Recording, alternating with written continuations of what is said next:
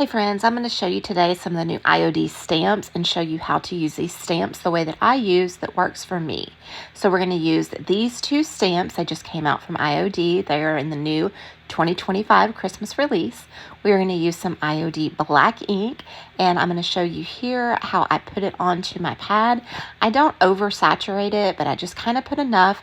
Every time before I do a project, you'll see it has a little bit of beading up, but it's not a whole lot. I kind of rub it into that pad, and then I will put the lid on and move on to my project. So the first thing that I'm going to do is I've got this really cool watercolor paper, and I am going to take the plastic that my stamps came on top of, and I am going to adhere one of the stamps. You can use an acrylic block. I just don't have one for this size. And then I'm going to take my ink pad, and as you can see, I just kind of touch the top of it. I'm not spreading it around. I'm just touching and dabbing. And then once I have that complete how I want, and I can see that all of the ink is on there, I will take that piece of plastic, flip it over to where I want it on my design, and lay it down. And then I use my fingers to press in the stamps. Some people use brayers, but I tend to get a fuzziness on my stamps when I do that. So this is why I just do a little tap and a little tap here and there. And then I'm going to take that carrier sheet of plastic and I'm going to lift it straight up. Almost flawless stamping every time I do it this way. I'm going to remove that stamp. I'm going to add another stamp. This is from the postage stamp collection, Post All. And I am going to do the same thing. I'm just taking that ink pad, pressing it on, and then I'm going to take that carrier plastic sheet, place it where I want, and then I will adhere it down, don't move it, and just kind of do that tap, tap, tap motion, and then lift that carrier sheet straight up again. Guys, this is such a cute project. I recommend it for beginners as well with stamping, just to kind of give you the feel of it. Watercolor paper is a little more forgiving than some other surfaces as well.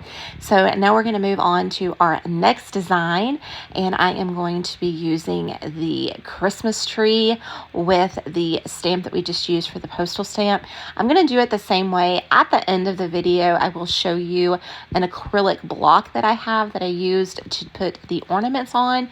For everything else in this video, I just used that piece of plastic, adhered my stamp to that plastic. As you can see here, got the ink, found my positioning, and then I laid it down. And again, I'm not going to move it very much, but I'm just going to tap so I can get that stamp design onto my surface. And then once again, guys, we are going to lift it straight up to release. I do want to mention here in a second, I am going to clean off this carrier sheet, and I'm going to show you what I use to make it work every time. So I did move this other one that we had just completed out of the visual just because I had a lot of extra ink and I didn't want to get it on our perfect piece that we had already done. So you'll kind of see it and then it'll disappear and then it'll be back in the frame again. That is why I had to get it off, so because I didn't want any of that extra ink to accidentally get on our other piece. So here you see me moving it over, and then we are going to stamp that down. Same thing, just hold it down, don't let it move, just kind of work those fingers back and forth, and then do the straight pickup again. Works almost every time, guys. I'm telling you, this is what works for me. Now I am going to take my clear plastic that you see right here. We do have a lot of ink on it, so I am going to take some alcohol and a shop towel, and I am just going to get that ink off of that carrier sheet. It is a plastic sheet, and then I can reuse it again and again and again. I have one more that I want to do, and I did make sure that I had it clear and clean before I started my next project. That way I could keep the other ones up in the corner. How do I clean my stamps? You can see I had that acrylic block. It really didn't fit perfectly right there. So I'm going to go ahead and use the, the plastic sheet that I already had. And then, guys, what I was going to say, when I go to clean my stamps, I have a little scrub brush, and I will run them under warm water and lightly use my scrub brush to get my stamps clean.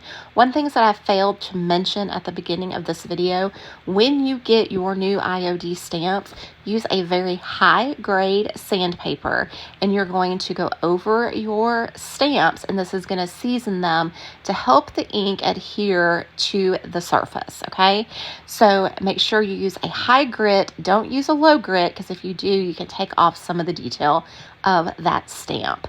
Guys, I hope that this video has been an inspiration for you to step out of your comfort zone and maybe try something with stamps.